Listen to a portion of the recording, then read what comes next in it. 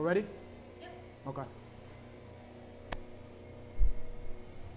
All right, welcome to I Got a Story to Tell. Dark Gray Universe production. I am Coach Casey on behalf of Dark Gray. And we have the homie here with us, Ian Holloway. Did I say your last name right? Yes, sir. That's fire. Ian Holloway. First time I said that. That's right. That's dope. Thank Okay. you. So I have the homie here, Ian Holloway. And just quick backstory for Ian, because I'm going to hype him up. I'm going to give him his flyers right now. Muay Thai kickboxer, right? Yes, well sir. established. Just came back from Italy, represented the U.S. with that. Now he's transitioning to getting back here and what that looks like, what his fight career looks like. So with Dark Gray Universe and having the I Got a Story to Tell, this is an opportunity for you guys to dive in the personal life, the struggles, the drive, the transformation of these individuals that I'm blessed to be able to meet and encounter through what I do, which is coaching, and just being a vessel and being of service in general. Let's start with that before we get into the beginning of your story, because I'm gonna ask that as well. Let's get to the fun part first. How was Italy? I hate to be corny, and I tell everybody this. It was a life-changing experience. And it's funny because I don't know if I really expected it to be that. It was a lot more than I expected it to be. Yeah, a lot more than I expected it to be, in all the good ways. Had a tough opponent I fought, and it was an experience unlike any other, to go out there without any coaches to fight the #1 in the world, to be around some of the best in the world, some of the fighters that I look up to on the regional scene, and RWS Muay Thai at Rajadam Stadium, the oldest Muay Thai stadium. Seeing some of these fighters, legends in the sport and legends growing, it gave me a clear path that I don't think I really had with my vision. I was around a lot of like-minded people, and also with that, they had different viewpoints on the sport, and I think that's the blessing in Muay Thai and fighting in general, right? Is, we all have a common goal, probably, right? Be world champion, be one of the greatest. I'm not one of the guys who's like, man, I'm just trying to get to the UFC, or I'm just trying to make it to top rank. Like, I want to be one of the best in the world. And there's multiple ways of getting there. Yeah. But what's your way of getting there? And I think I know it showed me the way I want to get there. So that's the blessing of it all, for sure. I think what Mike Tyson said it best, everybody has a plan until they get punched in the face. And we look at that story as just being about like the fight game. But realistically, when it comes to life, that's what happens. Like, we all have a plan and we all have a vision, and we're like, this is where I should be going. But then all of a sudden we have to pivot along the way. So it's really cool to hear how you had an experience that kind of transitioned what your vision looks like and your career path as far as to get into fighting. With touching on that, obviously, being in Italy, you have a way that you were changed physically, spiritually, and mentally. Let's touch on the physical aspect of it as far as for what happened there from a fight thing that we can go ahead and touch on camera. Yeah, I mean, I think fight-wise, it's about building a sustainable lifestyle. It's about building a sustainable lifestyle for me. Okay. Everyone has different routes. Again, like you said, what's your route of trying to get there? I'm someone who likes to have fun. I enjoy my life. I enjoy the finer things in life. Yeah. And to me, Muay Thai, kickboxing, boxing has brought those finer things to me. So just navigating it all and kind of figuring out what I can do to make sure that I'm running more. With Muay Thai, it's very, very, you have to be intentional with your running and your planning. Strength and conditioning, I feel like we have really dialed in here at House of Power. I really have to shout out Nick and say thank you to Nick. I've known him for a long time. Shout out to Nick. Yeah, and he's, he puts time and effort into all of his guys, and that's what I love about being here, build friends and family here. But his plans are very strategic and intentional, and that's the key word I'm going to continue to harp on is like, are you intentional with your planning and how you go about doing it? You could be going full strength all the time, but that might not be the area you need to grow in. And I also like having coaches like you and like Nick and like Corey and like Johnny who will look at me and see all the good things I'm doing, but then be like, yo, I think this is something you could add, or this is what I want you to work on. And I'm very independent. This is my life, how I want to do things. And the thing I respect the most about my coaches is, while they give me a path and they give me things to do, they're like, hey, Ian, what do you want to do? What do you want to work on? What's your input? So it's that intentionality, man. Intentionality is the key to building a good strength and conditioning schedule, a good running program, or a good Muay Thai schedule for whatever it may be, you know? Okay. So to touch on that, I think that's like a perfect segue to get into what we want to get into as far as the next question I have for you. But before we get into that, for me, there's a couple cliche words that they use off of that, and it would be trimming the fat, the non-fluff, making sure that you are on your P's and Q's and the work that you're putting in is going towards the specific goal that you have. To touch on as far as how I'm involved, mention me as a coach. I'm a boxing coach. So the way that I'm able to help Ian is from a striking standpoint with his hands, but footwork, fight theory, all those things. But regardless of that, if we remove myself from it, I think what you're learning to do now, just to even how you said it, is it's understanding that when it comes to assembling your team, you are the head of that. And I think that's what a lot of young fighters, a lot of fighters in the beginning don't understand, because they come from a background where they're amateur and their coach is what dictates everything. But as you transition from the amateur to the pro, it's like you're the one that's assembling your team. So to have Corey, who's helping you as far as with your MMA, your Muay Thai, your kickboxing, me with the boxing coach, Nick with the strength and conditioning, for you to assemble and choose your team, it's understanding that you're the head of this business and you're the one that's driving the bus. We're just here to support you. We're here if you're off track and you need help, like, yo, that's the wrong turn there. You're the one that's driving the bus, because at the end of the day, like, I'm not the one getting punched in the face. I'm not the one getting kicked in the face. So for me to act like I should be in the forefront, it shouldn't be like that at all. I need to go ahead and play my role. So I think you're doing a really good job. And I think to piggyback on what you said with Italy, I think that was the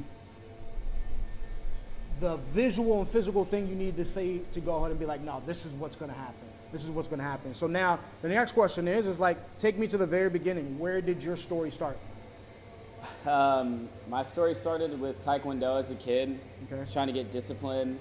My parents put me into it, and I don't think any of us saw the vision of what it was going to turn into.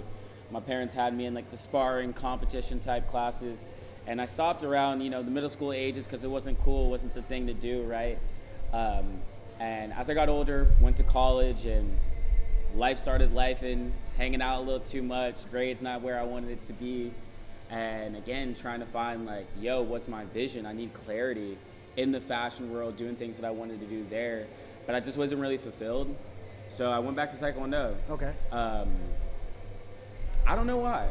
I really don't know. I think it was because I'm not the tallest guy. I'm not the biggest guy. So all my friends were getting yoked. And I'm like, bro, I'm not going to grow to be 200, 6'3". Yeah. So it's like I felt this need to have actual skill with my muscles and everything I was doing. So it's like, let me learn how to fight, defend myself, right? And as I started training Taekwondo again and immersing myself into fights and things that I wasn't really immersed in, I was watching UFC, but not really immersed in like the fight culture, how things were. The Muay Thai fights started coming up on my YouTube, and that's when I learned what Muay Thai was. And that transitioned to kickboxing, and that transitioned to me having my first kickboxing fight. And anyone that knows me knows how much I love K1, kickboxing. And again, finding my vision, like I've realized like that's my dream. Like that's always been what carried me when I needed vision in school, right? It was K1, thinking of like the old K1 fights, Tyron Spunk, or even seeing my coach at like the Glory fights on TV, just watching some random and seeing my head coach on the screen, like, yo, that's Johnny. This life might be obtainable for me. Like that, those little nuances, those little crazy moments were those little things that I felt like God was speaking to me, like, yo, this is meant for you. Like I couldn't explain that being in my, one bedroom, not even one bedroom, a studio apartment, sharing the room with somebody. And I'm watching Glory, and the coach I'm training with comes up on the screen, and he's cornering, coaching a guy. And it's just crazy to see those moments and think like, yo, I think what I'm doing is the right thing. Let me dive into this a little bit more. Okay, so that's dope to hear, but then also on top of that, it's like, all right, so that's your vision. And most of the time when it comes to our vision, there's sometimes that we have distractions, and most of those distractions are self-inflicted, but then also it's who we're around sometimes. right? So you found out that was your vision you brought up as far as for your homies getting yoked and whatnot, and the reason why you got into fighting is because that's not you, right? But now you're signing up to get punched in the face, right? It's not you just lifting weights and working on your own. So because of that, like, what did the people around you think when you told them you wanted to fight? They laughed at my face. Okay. Like, if I'm being dead honest, nobody in the world thought I was going to be a fighter or good at fighting. Okay. I don't even, ask Corey. Yeah. I don't even think, when I first started fighting, for real, they were like, this kid has a future. Yeah. You know, like I remember when Johnny was like, yo, we're going to get you an amateur title, then you're going to go and work. Like, this ain't for you, you don't need this. Then I went out and, you know, won my first fight, and it was a lot different than how I was trained in Taekwondo. When we spar, you're not really hawking them down like a boxer would. Yeah. And I got anger issues, right? But I'm still trying to figure my Okay. stuff out. And We're not all figured out. We're not all figured out. So when I got in that first fight, you know, it was just, I hate to be that dude, but I really saw red. I was that dude, like, when I see red, bro, you can't. And I got in that ring, and I'm like, you know what I mean? Red. There was I did not go backwards until I knocked him out. Because I went backwards, head kick. You know what I mean? Yeah. And I think as I've gone, and even like this last year with the World Games and my first championship fight, I think we've kind of seen my potential grow. I don't know if that's possible, you know, but I think we've seen just different things from me. And I've definitely surprised myself with the fighter I could be and what I want to do with this and everything like that. For me, it was a pipe dream. Everybody laughed at me. I will never forget New Year's Eve telling everybody before we took the shot, I'm like, yo, what we doing? I'm not doing resolutions, but I'm gonna be a fighter. And all my homies, all the girls, everybody laughed in my face. But then they all came to my first real fight. Okay. And it wasn't, you know, I had to really look at it, and I'm so glad they laughed in my face. Honest to God, I am. I never took it as malintent. They never seen that from me. Okay. You know, I was not that person. I was goofy. I was the fashion dude. I was something totally opposite of fighting. And even the way I portray my business and my fighting now, it's a little bit different than most fighters, you know? And so I never took it as like, oh my God, they don't believe in me. It was like, man, I gotta make this my reality. Okay. I got X amount of years to reinvent myself. Let's start today. Let's touch on that a little bit more, because I think that's an important perspective to have, right? Because most people will take them expressing what they want to do to their close friends and then being laughed at as a form of disrespect or a form of not having support. So you taking that perspective where it was kind of like, nah, I'm gonna get to it. One, that's that's a commendable way to go ahead and look at things, but to actually apply it is different. You know what I mean? And then so now we're obviously talking about that story being in the past and where you're at now. You have a burden of proof where that's not the case anymore, because now you looked at it where in hindsight they did come to go into your shows.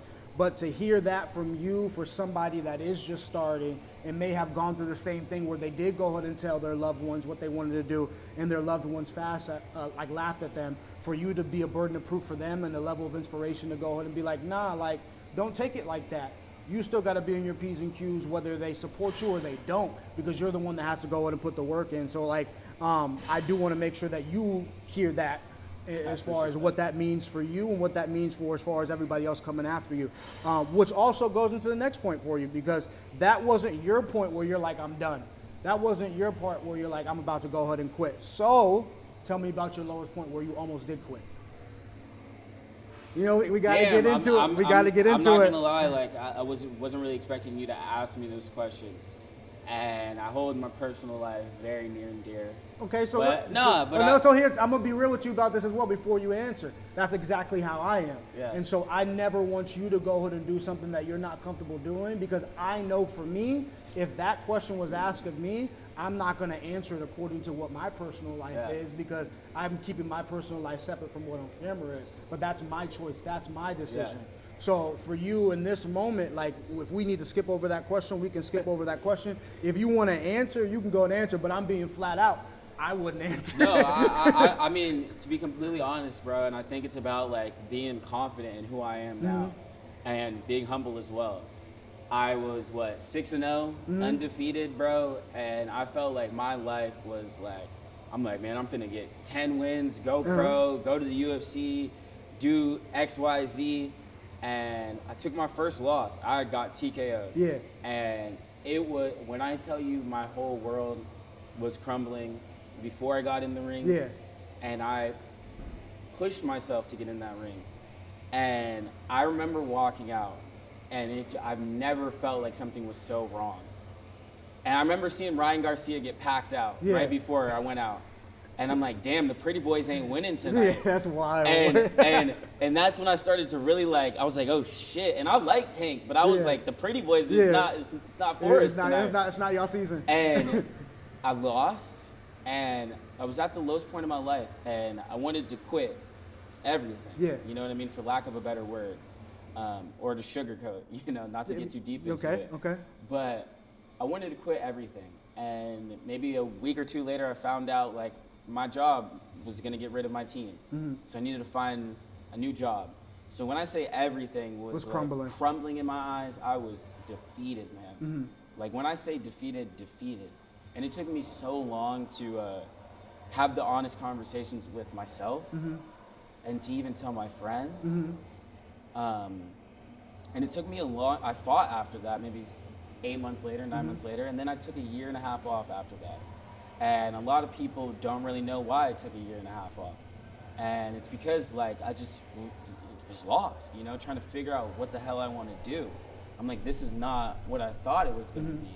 And it wasn't just because I lost.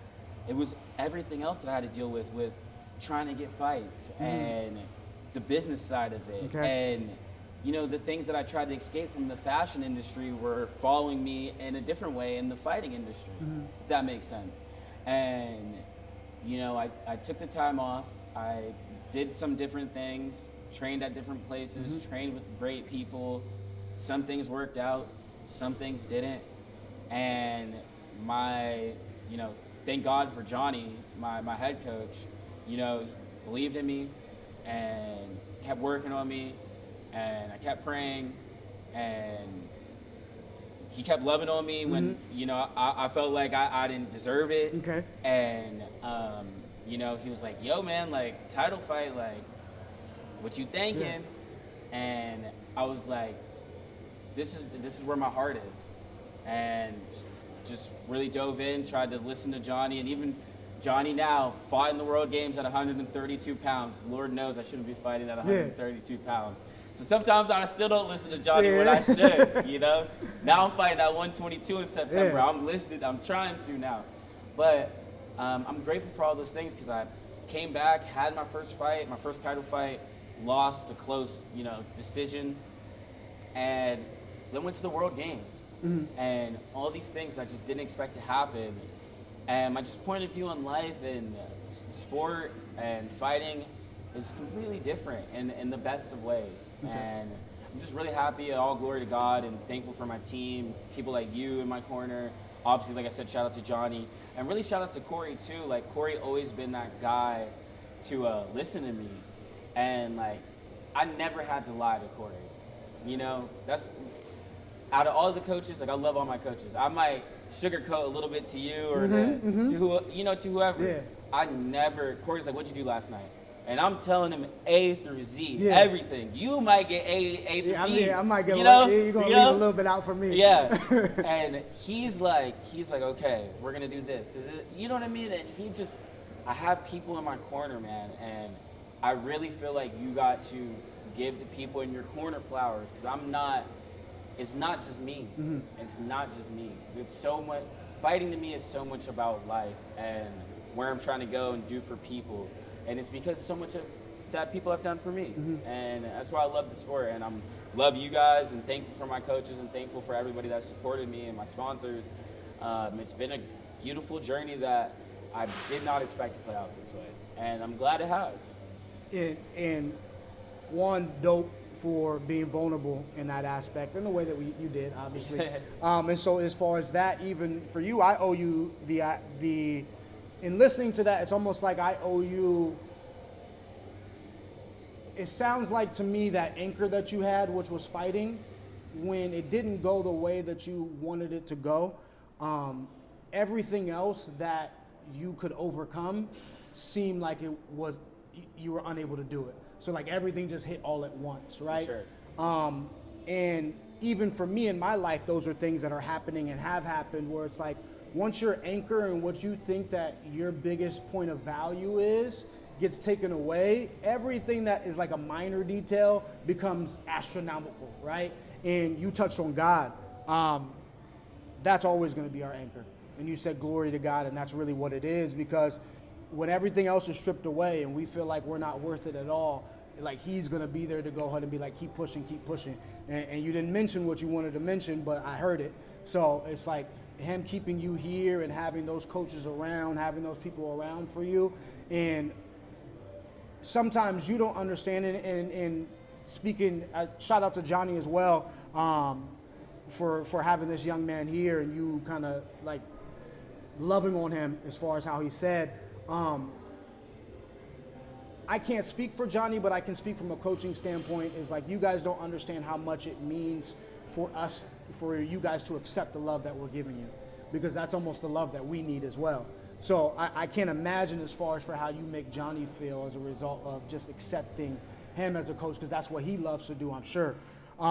So you touched on it, right? And you said as far as for like how fighting has changed you from here on out. So now the specific question is when you look in the mirror now, what do you see that wasn't there before?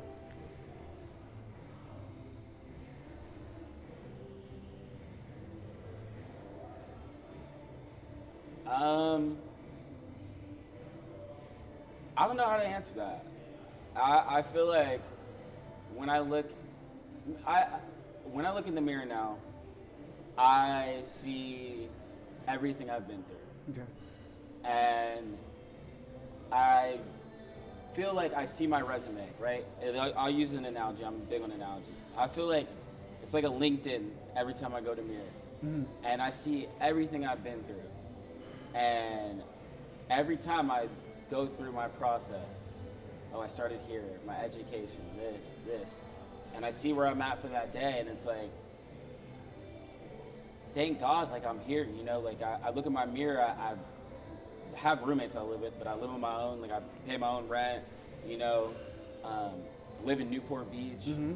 I fight, I have a good job, I have a nice car, you know, I can't complain. Yeah. I used to be so quick to complain. Mm-hmm. And that's why I say like the resume thing, I just feel like I'm tenured now. Okay. Like, I look in the mirror and I'm like, oh, I'm a vet, like I got this. Mm-hmm.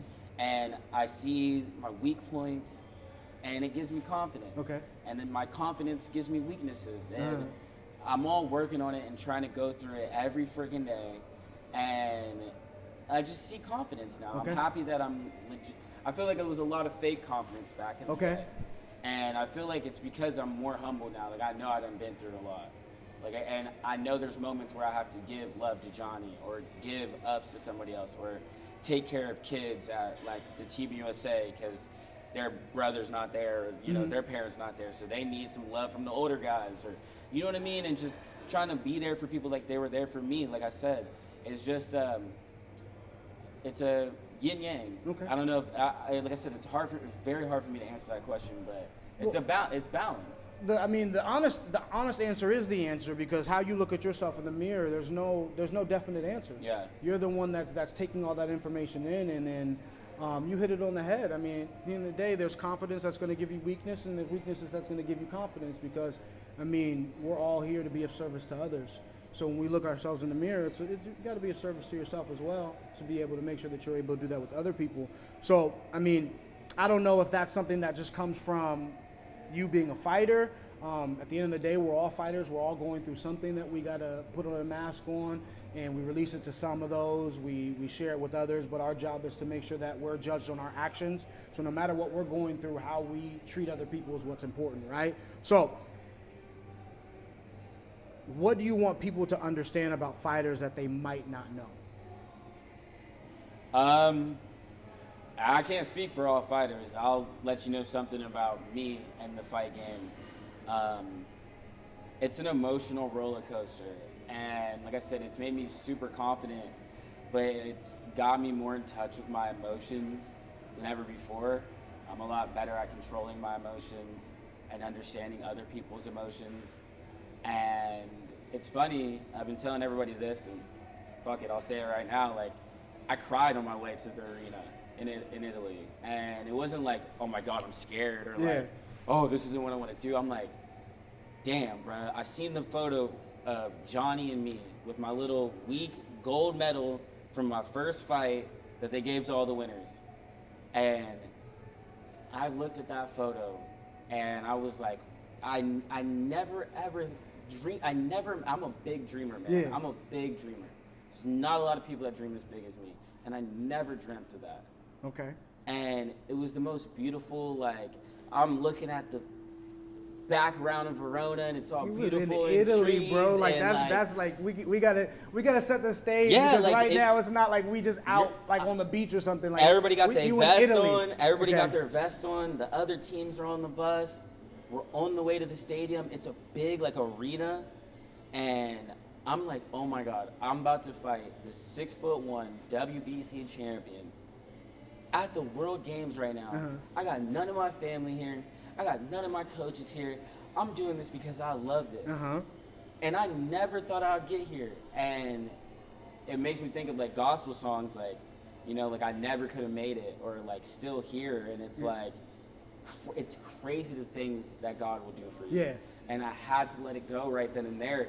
And when I let those tears, I was crying for a minute. Yeah. And my boy Joe, one of the coaches there that I spent a lot of time with, and shout out to Joe, gave me that pat on the back, and like, we all cried there. Yeah. Every one of us shed tears there. And maybe that's, again, speaking for fighters, we all shed tears in Verona. And it's the city of love, and maybe it was our love for the sport, our love for each other, our love for our friends, our family, whatever it was. So many different moments, so many different emotions that we all cried in. Yeah. Winning fights, losing fights, on the way to fights, as we're leaving.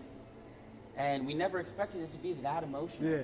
And I'm thankful for the emotions and actually wanting to feel emotions now and not running away from that. So, long-winded answer, but it's beautiful, and I just love that. I love that part of myself now. And the fact that I'm not scared to say that or like share that with people. That was a dope experience, bro. To cry in Italy on the way to the fucking World Games was a crazy experience. That might be for like sure. people's new bucket list Yeah, thing. Like, yo, like, cry in Italy. That's kind of dope. That's It was kind of dope. It was dope. It was good tears. Good tears. All right, so we gonna piggyback off of that, right? So, because of that, what's next in your story? What chapter are you writing right now? The end of my amateur career. Okay. The end of my amateur career. The beginning of that. Okay. I believe that started this year. Really fighting some A-class guys, fighting the best in the state for real, best in the world for real.